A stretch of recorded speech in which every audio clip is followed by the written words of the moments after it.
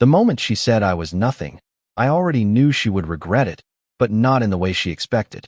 The chandelier light above the Manhattan rooftop lounge reflected off crystal glasses as laughter rippled through the room, and every sound seemed to sharpen the weight of what Olivia Carter had just said. She stood there effortlessly, perfectly composed in a black dress that matched the confidence in her voice, and yet every word she spoke cut deeper than she likely intended. "Let's be honest," she said with a soft smile that wasn't kind at all. "Ethan has been struggling for years. I don't even know why we pretend otherwise." A few of her friends laughed lightly, the kind of laughter that doesn't question whether it should exist, and I stood beside her holding a drink I barely touched, my expression steady, unreadable, as if I had rehearsed invisibility for moments exactly like this. Someone across the table added, "You're too generous staying with him, Olivia," and she didn't correct them, didn't hesitate, only lifted her glass slightly, as if accepting a compliment meant for her sacrifice rather than my presence. The city skyline stretched behind us like a silent witness, glowing with the kind of ambition I had once been part of, or at least that's what they believed. I didn't respond, not because I had nothing to say, but because I had learned long ago that silence reveals more than defense ever could. Olivia glanced at me briefly, expecting something, maybe frustration, maybe embarrassment, but all she found was calm. That calm always unsettled her more than anger ever could. "You're not even going to say anything?" she asked under her breath, her tone half amused, half irritated, as though my lack of reaction was another flaw she had to endure. I took a slow sip of my drink and set it down carefully, my movements deliberate, controlled, as if even time itself needed to slow down around me. "Say what exactly?" I replied softly, not challenging her, just existing within the moment she had created. The table went quiet for a second, then resumed its laughter, but something subtle had shifted in the air, like a note slightly off-key in a familiar song. Olivia turned back to her friends, brushing it off, but her posture tightened just slightly, as if she expected the ground beneath her words to be more stable than it suddenly felt. I had spent years being measured by rooms like this, by people who believed worth could be estimated by appearance, salary, or the lack of visible success, and I had never corrected them because correction required investment, and investment required timing. What no one in that room understood, not Olivia, not her colleagues, not even the friends she trusted most, was that my life had never been built for display. It had been built for silence, for patience, for accumulation in places where attention never looked. A waiter passed by offering champagne, and Olivia accepted another glass as if confidence could be refilled endlessly, while I simply watched the city beyond the glass walls, counting nothing, reacting to nothing, letting their assumptions settle like dust I had no intention of clearing. Someone joked again about supporting spouses, and Olivia laughed louder this time. But it didn't reach her eyes the way it used to years ago when things between us were simpler, before observation replaced understanding. I noticed everything now, the way she spoke about me only in fragments when others were listening, the way she positioned her story so it always made sense in public, the way she never asked questions she wasn't ready to hear answers to. And still, I said nothing, because tonight was not about correction. Tonight was about letting the shape of things reveal itself fully, without interference, without interruption, without the noise of premature truth. Olivia leaned closer to one of her friends and whispered something that made them laugh again, and for a moment she looked satisfied, like someone who believed she had just told a truth that mattered. She didn't notice the way my phone remained untouched on the table, or the way a single notification lit up and faded without urgency, or the way my attention never once followed the direction of the conversation anymore. Instead, it stayed anchored somewhere far beyond this rooftop, beyond this night, beyond the version of me they thought they understood. And as the city lights pulsed quietly beneath us, I realized something simple and irreversible had already begun. The story Olivia believed she was telling about me was no longer the one I was living. The laughter from the rooftop still lingered in Olivia Carter's voice even after the conversation shifted to safer topics. But something about the way she spoke had changed, as if she was performing more than participating, carefully arranging every word so it would land correctly in the ears of her audience. I remained beside her through it all, present in body but increasingly distant in attention, observing the rhythm of the night, like someone studying a pattern they had already memorized. When the group finally began to dissolve into smaller conversations, Olivia leaned closer to me and spoke in a tone that was softer but carried an edge she tried to hide. "We should probably head out soon. I have an early meeting tomorrow morning." I nodded without argument, finishing the last sip of my drink and placing the glass down with deliberate calm. As we left the rooftop lounge and stepped into the cool Manhattan air, the city noise returned in layers, taxis passing, distant sirens, conversations from strangers blending into a constant hum. Olivia walked slightly ahead of me, her heels striking the pavement with confidence that did not match the tension in her shoulders. For a few blocks, she said nothing, and neither did I. Silence between us had become familiar over the years, but tonight it felt structured, almost intentional, like a line drawn carefully through something once unbroken. When we reached the car, she finally broke the silence. "You really did not say anything back there," she said, not looking at me directly as she adjusted her seatbelt.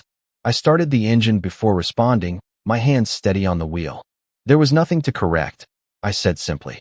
She exhaled through her nose, a sound halfway between disbelief and irritation. "Sometimes I do not understand how you can just sit there and let people talk like that," she replied. I turned onto the avenue, merging into traffic smoothly, and replied in a tone that carried no emotion she could easily categorize.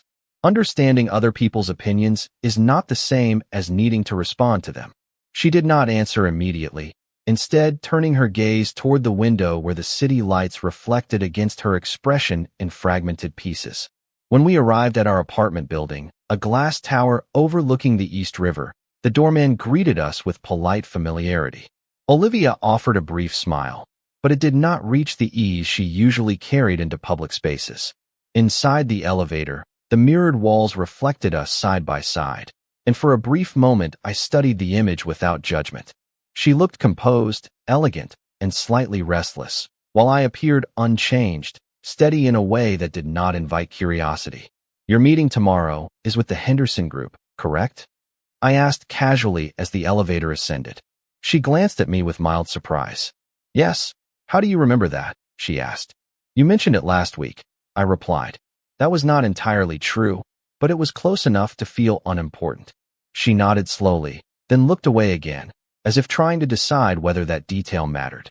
When we entered the apartment, Olivia immediately removed her heels and placed her bag on the counter with a controlled motion that suggested habit rather than relaxation. The space was quiet, expensive, and carefully maintained, yet tonight it felt more like a holding space than a home. She poured herself a glass of water and leaned against the counter while I remained standing near the entrance, loosening my jacket. "I do not want things to feel awkward between us after tonight," she said finally. I paused for a moment before responding. "They do not feel awkward to me," I said. That answer seemed to frustrate her more than any disagreement would have. "That is exactly what I mean," she replied. "You always say everything is fine, but it never feels like there is anything actually happening beneath the surface."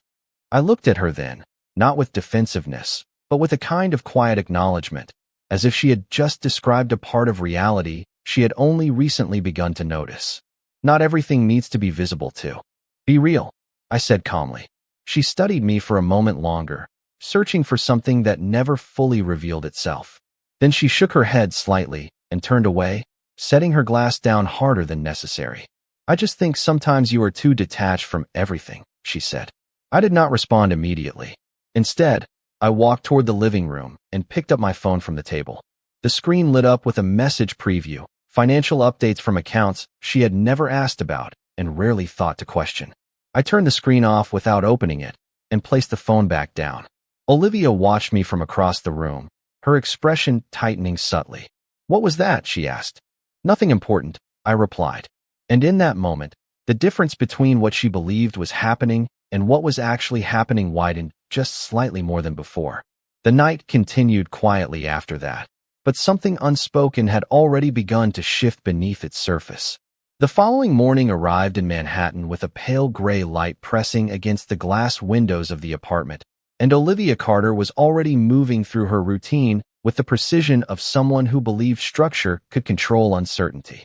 I watched from a distance as she prepared for the day, selecting her outfit, checking her phone, reviewing messages that demanded her attention before she even stepped outside. There was a familiarity to her movements, but also a subtle urgency that had not been there months ago, as if she were constantly catching up to expectations she could not slow down. "I have back-to-back meetings today," she said without looking at me while fastening a small bracelet on her wrist. I stood near the kitchen counter, pouring coffee, and replied calmly, "You have the Henderson Group at 10 o'clock and the internal review at 2 o'clock. She paused for half a second at the level of detail in my response, then nodded as if accepting it without question. "Right, exactly," she said. Though her tone carried a slight hesitation, she quickly buried. When she left the apartment, the door closing softly behind her, the space fell into a silence that felt different from the night before, less social, more analytical, as if the room itself was waiting for something to update its understanding of what was happening inside it. I remained at the counter for a moment longer, not moving, listening to the faint hum of the city beyond the glass. Then I set the coffee down and walked toward a small office space in the apartment that Olivia rarely entered. It was not hidden, but it was overlooked, like many things she assumed had no immediate relevance to her life. I opened a drawer and retrieved a simple folder containing documents she had never asked about. Inside were financial summaries, investment reports, and communication logs that reflected years of activity she had never taken part in, never questioned, and never attempted to understand. I did not open anything new that morning. I simply reviewed what already existed, quietly confirming what had been building for a long time beneath surface assumptions. A notification appeared on my phone shortly after, a brief update from a private advisory service confirming a scheduled review later that week. I turned the phone face down again and leaned back slightly, allowing the information to remain where it belonged for now. Olivia's perception of my life had always been shaped by what was visible: the apartment, the routines, the absence of obvious displays of success. That perception had never been corrected because correction was unnecessary until it became relevant. The day continued without interruption until early afternoon, when Olivia sent a message asking if I could bring lunch to her office. It was not unusual for her to make such requests, but the timing carried a subtle tone of convenience rather than affection. I agreed without hesitation and prepared a simple meal before heading into the city. Her office building stood in the financial district, surrounded by glass and steel reflections that made everything appear sharper than it felt. When I arrived, the receptionist greeted me politely, already familiar with my presence, though never curious enough to question it. I waited briefly in the lobby before Olivia came down to meet me. She looked composed, but her expression shifted slightly when she saw me holding the bag with lunch. "Thank you for bringing this," she said, accepting it quickly. "I did not have time to leave the building." "I understand," I replied. She hesitated for a moment, then glanced toward the elevator as if remembering something she had not fully processed earlier. "I have been thinking about what you said last night," she added. I waited without prompting her further. "About things not needing to be visible to be real," she continued. "I still do not know if I agree with that." I nodded slightly. "You do not have to agree," I said. "It is not something that requires agreement." She studied me for a brief moment, then exhaled softly, shifting her focus back to the lunch bag. "Sometimes I feel like I am trying to understand you, but there is always something just out of reach," she admitted. Her words were not accusatory, but they carried a frustration she did not fully know how to place. "Maybe not everything is meant to be reached immediately," I replied evenly. She did not respond to that. Instead, she thanked me again and returned to the elevator, disappearing behind closing doors that reflected her image briefly before sealing shut. I remained in the lobby for a moment longer, observing nothing in particular, then turned and left the building. Outside, the city moved with its usual pace, unaware of the quiet shifts happening within lives that appeared ordinary from a distance. As I walked toward the street, my phone vibrated once more, another update, another confirmation, another step in a process that was already in motion long before anyone else had noticed it beginning. By the time the city settled into its midday rhythm, I was already in motion, moving through appointments and confirmations that had nothing to do with the version of life Olivia Carter believed she understood. The morning had passed in fragments of quiet coordination, short messages, brief calls, and structured updates that required no emotional interpretation, only acknowledgement. Each interaction reinforced the same pattern. Things were progressing exactly as planned, regardless of whether anyone outside that structure noticed. My phone vibrated again as I stepped out of a private meeting space near Midtown, and this time the call connected immediately. The voice on the other end was calm, professional, and precise. "Everything is aligned for the review at the end of the week," the advisor said. "We are ahead of schedule based on current market conditions." I replied with a simple acknowledgement, my tone steady, without urgency or hesitation. "Maintain the current position until further notice," I said. There was a pause, then confirmation. "Understood." The call ended as quickly as it began, leaving me standing near the entrance of the building, watching people pass without noticing anything unusual. To them, I was just another man in a city filled with movement and appointments. What they could not see was that every layer of my life operated on a timeline they had never been invited to observe. Later that afternoon, Olivia sent another message, this time shorter, more distracted.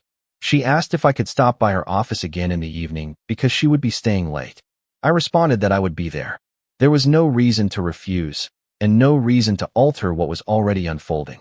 When I arrived at her building again that evening, the lighting inside had shifted, replaced by the warmer tones of artificial evening glow.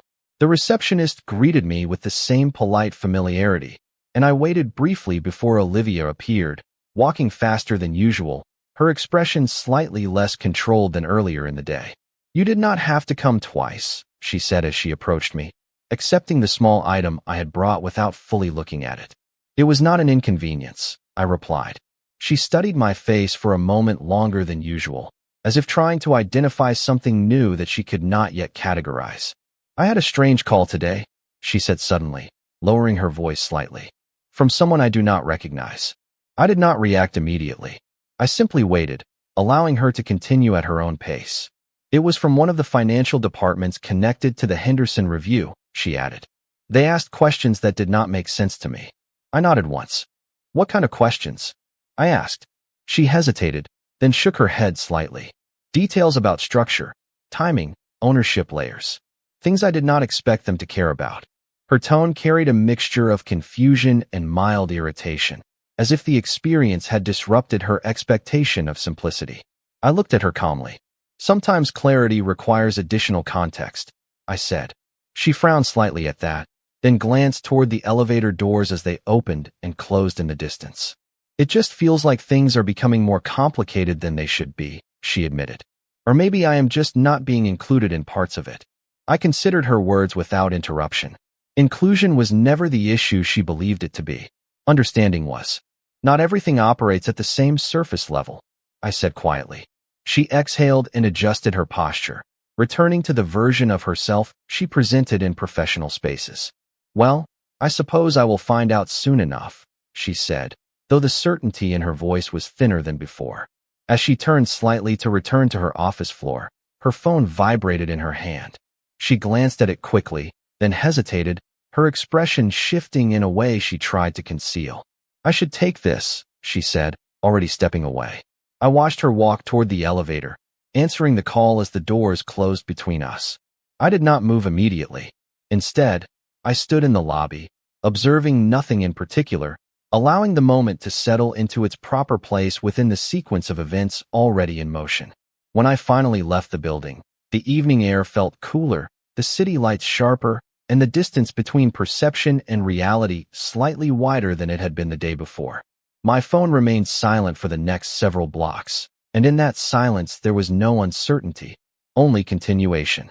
The evening had fully settled over Manhattan by the time I returned to the apartment, and the city below the glass walls of the living room glowed with a steady, indifferent rhythm that never slowed for individual lives. Olivia Carter was already inside, having arrived before me, and I could tell from the moment I stepped through the door that something about her energy had shifted. She stood near the kitchen island with her phone in her hand, but she was not actively using it. Instead, she was staring at the screen as if waiting for it to confirm something she had already begun to suspect. "You are home late," she said, though her tone carried less accusation and more uncertainty than before. I placed my keys down calmly and responded. Traffic was heavier than expected. It was a simple answer, and she accepted it without further question, but her eyes lingered on me longer than usual, studying details she normally ignored. There was a hesitation in her posture now, a subtle disruption in her usual certainty, as if recent conversations and unexplained calls had begun to accumulate into something she could no longer categorize neatly. She turned her phone slightly toward me, without fully showing me the screen. "I got another call today," she said. "From the same group as yesterday. They asked about verification structures again." I nodded once, acknowledging without reacting. "And what did you tell them?" I asked. She exhaled lightly, as if frustrated by the memory. "I told them I did not understand why they were asking me instead of handling everything through the scheduled review process." I placed my jacket over the back of a chair and walked slowly toward the kitchen counter. "That is a reasonable response," I said. She watched me closely now, her gaze sharper than before. "It did not feel like a reasonable conversation," she replied. "It felt like they already knew something I did not." There was a pause after her words, a silence that stretched slightly longer than usual between us. I poured a glass of water and set it down without urgency. "Sometimes information is distributed in stages," I said calmly. She frowned slightly. "Stages," she repeated. "That is a very controlled way of putting it." I did not respond immediately. Instead, I looked at her briefly, not with judgment, but with acknowledgement of her perception. "Control is not always about restriction," I said. "Sometimes it is about timing." She studied me for a moment, then looked away toward the window where the city lights reflected faintly against the glass. "I feel like I am being kept out of something I should be part of," she admitted quietly. Her voice carried less confidence now, more uncertainty than she would normally allow herself to show. I took a slow sip of water before answering. "You are part of what you need to be part of," I said. She turned back toward me immediately. "That does not answer my question," she said. I nodded slightly, accepting the observation without resistance. "Not all questions have immediate answers," I replied. Her frustration surfaced briefly in her expression, then softened as quickly as it appeared. She placed her phone face down on the counter, a small gesture that suggested she was trying to regain control of the moment. "Something feels off," she said finally. "Not wrong, just incomplete." I remained still for a moment, letting her words exist without interruption. Incomplete was a perception shaped by limited visibility, and limited visibility was not something I corrected prematurely. "Maybe it is not incomplete," I said quietly. "Maybe it is just not finished." She looked at me for a long moment after that, searching again for something she could not define. Then she shook her head slightly, as if dismissing a thought she could not fully articulate. "You always say things like that," she said. "Like there is always a second meaning behind everything." I did not deny it. Instead, I simply responded, "Sometimes there is." She turned away from me then, walking toward the living room with slower steps than usual. The confidence she carried earlier in the week had softened into something more cautious, less certain of its footing. I followed at a distance, not to engage, but to observe. She sat on the edge of the couch and picked up her phone again, scrolling briefly before stopping at something that made her pause longer than expected. "This is not normal," she said suddenly, almost to herself. I remained standing near the entrance to the living room. "What is not normal?" I asked. She hesitated, then looked up at me. "The way people are responding to my questions. It is like they are waiting for me to understand something I have not been told yet." I nodded once. "That is often how structured systems work," I said evenly. She leaned back slightly, her expression tightening again. "I do not like structured systems I am not aware of," she said. There was a faint edge in her voice now, not anger, but discomfort. I remained silent for a moment, allowing the space between us to settle. Outside, the city continued its uninterrupted motion, unaware of the subtle recalibration happening inside a single apartment overlooking its endless lights. Olivia finally set her phone down again, this time with less control in the motion. "I think I need clarity," she said. I looked at her calmly. "Clarity comes when everything is in place," I replied. She did not answer immediately. Instead, she stared toward the window, where reflections of both of us overlapped faintly in the glass. For the first time in a long while, she did not seem fully certain which reflection represented stability and which represented something else entirely. The next morning did not begin with clarity, but with interruption, as Olivia Carter's phone vibrated repeatedly on the nightstand before she even fully opened her eyes. I was already awake, standing near the window of the apartment, watching the early light spread across the surface of the river below like a slow, controlled expansion.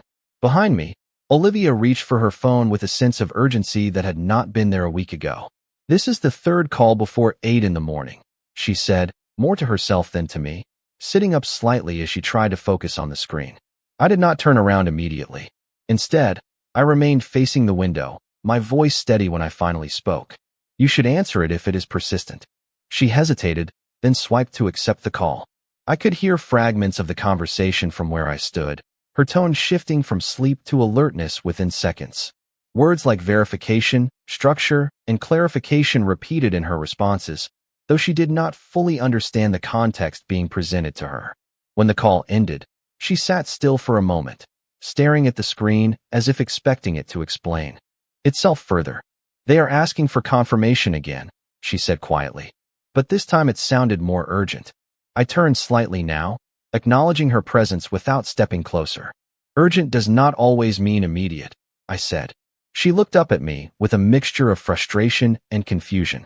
"That is easy for you to say," she replied. I did not respond to that immediately. Instead, I walked toward the kitchen and began preparing coffee, moving with the same controlled rhythm that had defined most of my days. The sound of the machine filled the silence between us, steady and mechanical, grounding the space. Olivia eventually stood and joined me in the kitchen, leaning against the counter with her arms crossed. "I had another message last night after you went to bed," she said. I glanced at her briefly. "From the same group?" I asked. She nodded. "They asked me to review something I have never seen before. Documents, references, structures I do not recognize. It feels like I am supposed to understand something that was never explained to me." I placed 2 cups of coffee on the counter, sliding one toward her without breaking my composure.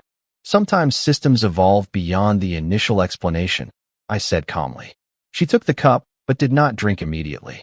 Instead, she studied me again with that same narrowing focus that had become more frequent over the past few days.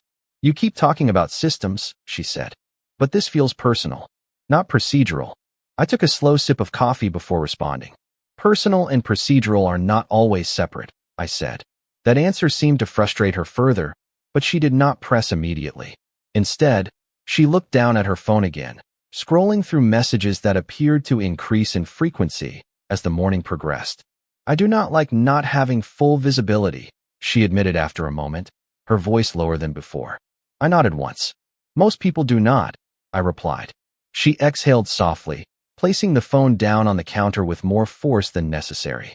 "Then why does it feel like I am the only one missing something obvious?" she asked. I looked at her directly now, my tone unchanged. "Because you are measuring the situation from your position inside it," I said, "and not from the structure above it." She frowned at that, clearly dissatisfied with the explanation but unable to immediately challenge it. The rest of the morning passed in a quiet tension that neither of us interrupted. Olivia prepared for her day more slowly than usual, pausing between actions as if reconsidering each step. When she finally left the apartment, she stopped at the door longer than necessary. "If something is happening that affects me, I need to know," she said, looking back at me. I met her gaze calmly. "You will know what you need to know when it becomes relevant," I replied. She did not answer. The door closed behind her with a soft click, but the silence she left behind was no longer neutral. It carried weight, like something had already been set in motion beyond her awareness, continuing forward without requiring her permission or understanding. I remained in the apartment for a few minutes longer, finishing my coffee while observing the city beyond the glass. The skyline looked unchanged, steady, predictable, but beneath that surface, timing was beginning to align in ways that did not depend on perception. My phone lit up once more with a scheduled confirmation, and I did not hesitate before reviewing it. Everything was still proceeding exactly as intended, regardless of how much of it had been seen. The change did not arrive as a single moment, but as a sequence of small interruptions that Olivia Carter could no longer easily dismiss. It began later that afternoon when she returned to the apartment earlier than expected, her schedule shifting due to a canceled meeting downtown. I was not present when she entered. I had stepped out briefly, leaving the space quiet, orderly, and unchanged in appearance. What she noticed first was not anything obvious, but the stillness, the kind that feels slightly too intentional when you are already looking for patterns. Her phone buzzed once on the kitchen counter, but she ignored it and moved toward the small office area that I rarely used in her presence. It was not restricted, only unfamiliar territory within a place she believed. She already understood. She hesitated at the doorway for a brief moment, then stepped inside. Later she would describe it as curiosity, but in reality it was something closer to accumulation, a growing pressure of unanswered details that had begun to demand resolution.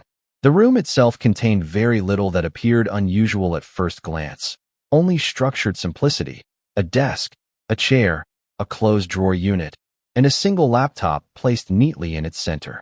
Olivia had seen it before, but never with the same level of attention she now gave it.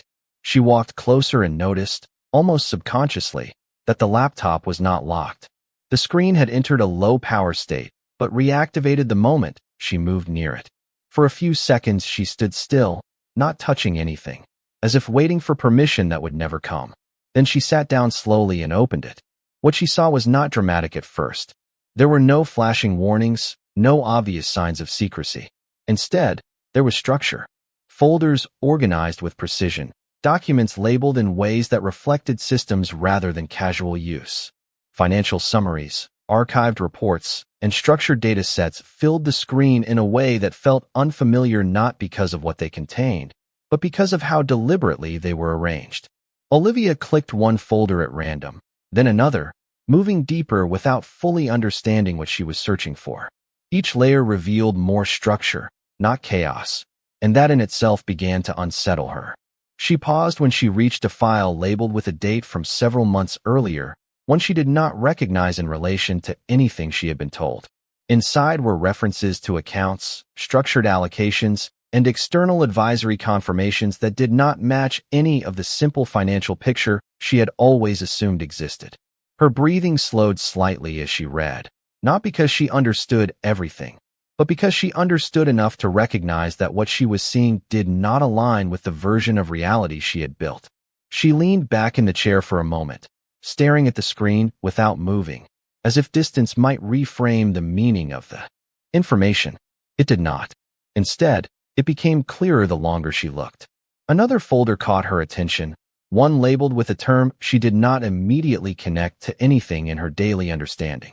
She opened it and found correspondence, brief and professional, referencing structures of ownership and valuation that extended far beyond anything she had associated with Ethan Carter's life. Her first reaction was not disbelief, but recalibration, as if her mind was trying to adjust the scale of what it was processing before allowing judgment to form. She closed the laptop briefly, then reopened it again, this time more carefully, scrolling with slower intent. The pattern remained consistent. There was no randomness, no improvisation, only organization at a level that suggested long-term planning rather than recent development.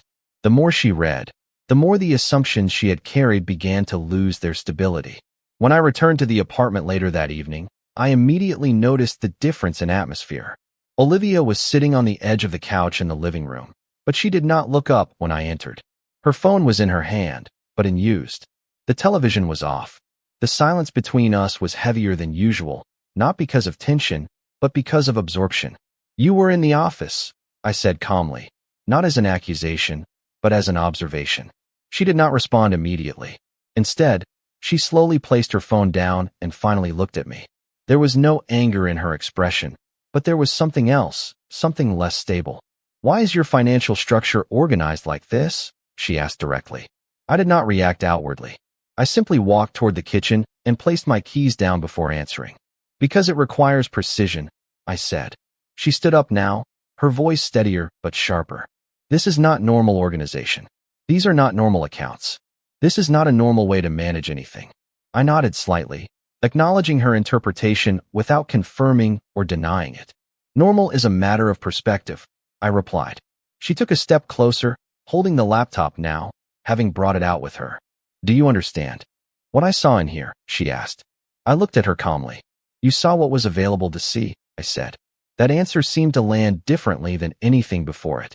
She studied me for a long moment, searching again for something familiar to anchor herself to, but finding less of it now. "How long has this been real?" she asked quietly. I did not answer immediately. Instead, I met her gaze and allowed the silence to hold its weight before speaking. "Long enough that it no longer changes anything," I said. And for the first time since the beginning of this shift, Olivia did not respond at all, because the structure she had just discovered was no longer theoretical, and whatever she had believed about scale, identity, and stability had already begun to move beyond her ability to redefine it quickly. The next morning did not feel like a continuation of anything familiar for Olivia Carter, because the moment she woke up, she no longer reached for routine with confidence, but with hesitation. The apartment was quiet in the way that now felt different to her, not peaceful, but structured, as if every silence had a weight she had not previously measured.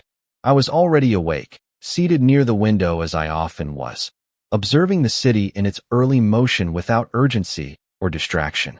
Olivia remained still for several seconds after opening her eyes, staring at the ceiling as if trying to reconstruct the boundary between what she believed she knew and what she had recently discovered.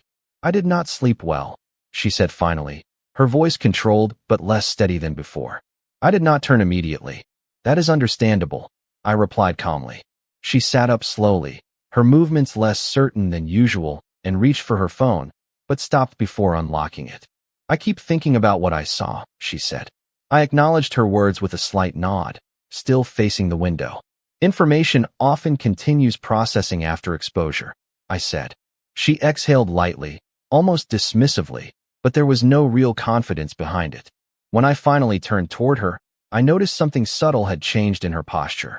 It was no longer the posture of someone managing external responsibilities, but of someone recalibrating internal assumptions. "You said it no longer changes anything," she said, repeating my words from the previous night. I nodded once. "It does not change the structure," I clarified.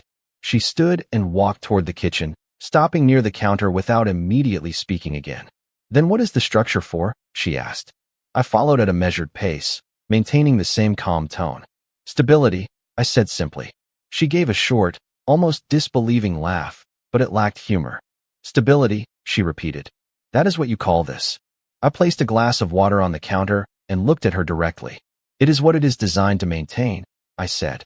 She shook her head slightly, her attention shifting between me and the space around her, as if trying to identify where the gap in her understanding originated. "You realize what this looks like from my perspective," she said. I nodded. "Perspective is limited by available reference points," I replied. That statement made her pause longer than usual. She picked up her phone again, but instead of checking messages, she simply held it, staring at the dark screen. "I spoke to someone last night," she said quietly. I waited without interrupting. "One of the analysts connected to the Henderson Review," she continued. "They asked me questions I could not answer. Not because I did not want to, but because I did not know the answers existed." I listened without reaction, allowing her to continue at her own pace. "They mentioned valuation tiers and structural holdings," she said. "Things I have never been part of discussing."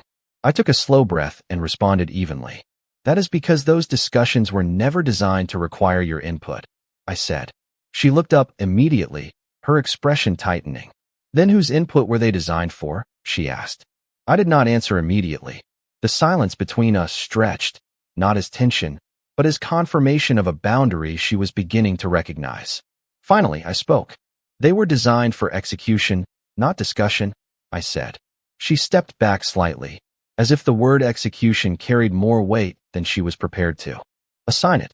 You are making it sound like I am outside of something that affects me directly," she said. I met her gaze steadily. "You are not outside of it," I said. "You are simply not the point of control." That statement landed differently. She did not respond immediately. Instead, she turned away and walked slowly toward the living room, sitting down without fully committing to the movement. The apartment felt quieter than usual, not because of absence, but because of awareness. Olivia placed her phone on the table again and leaned forward slightly, resting her hands together as if trying to stabilize her thoughts physically. "How long has this been operating without my knowledge?" she asked finally. I considered the question without urgency. "Long enough that your awareness was never a required variable," I replied. She looked up at me again, and for the first time, There was no attempt to interpret my answers through emotion or assumption, only analysis.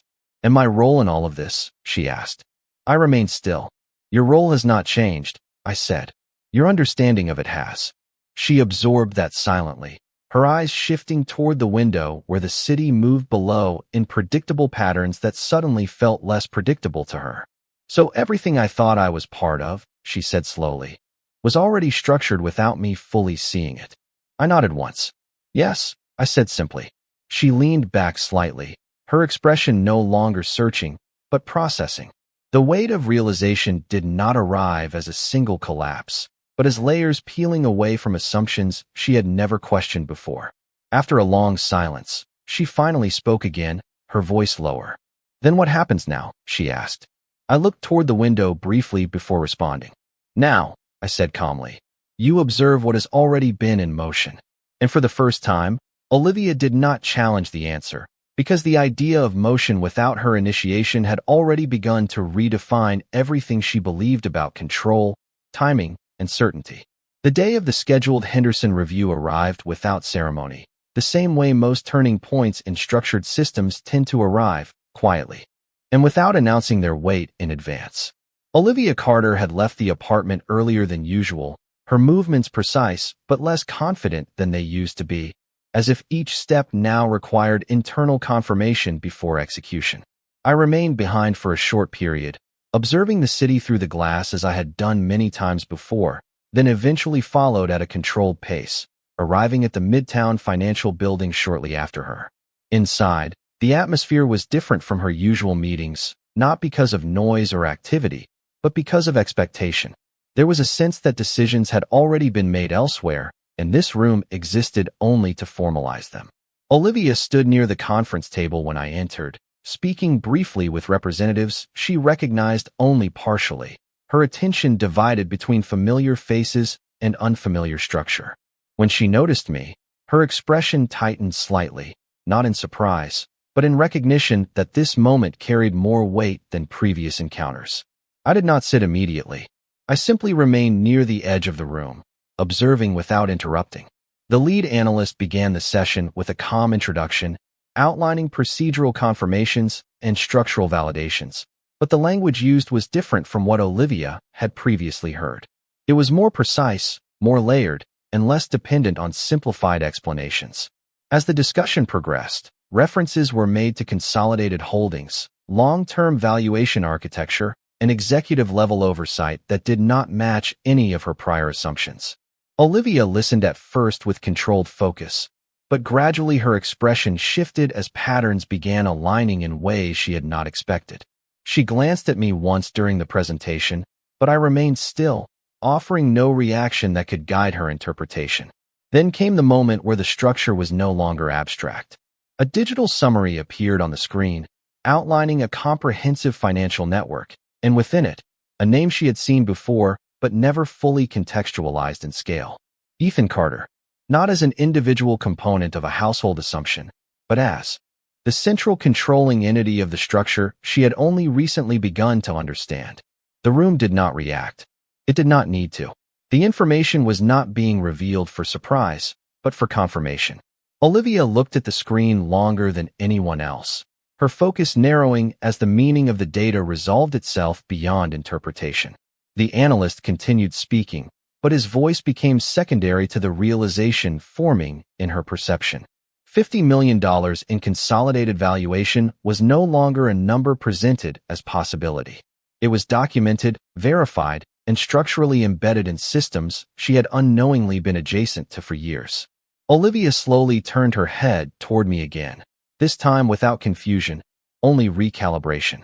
"This has been active the entire time," she said quietly, not as a question, but as a realization she could no longer defer. I nodded once. "Yes," I replied calmly. The analyst concluded the formal portion of the review, confirming that all structural elements were aligned and that no further validation was required at this stage. The meeting began to dissolve into procedural closure, but Olivia remained still, her attention no longer on the room, but on the reconstruction of everything she thought she had understood. As the others gradually left the space, she finally stepped closer to me. Her voice was lower now, no longer carrying frustration, only clarity that had arrived later than she expected. So everything I questioned, she said, was already accounted for. I met her gaze without urgency. It was never hidden, I replied. It was simply not presented in the format you were expecting.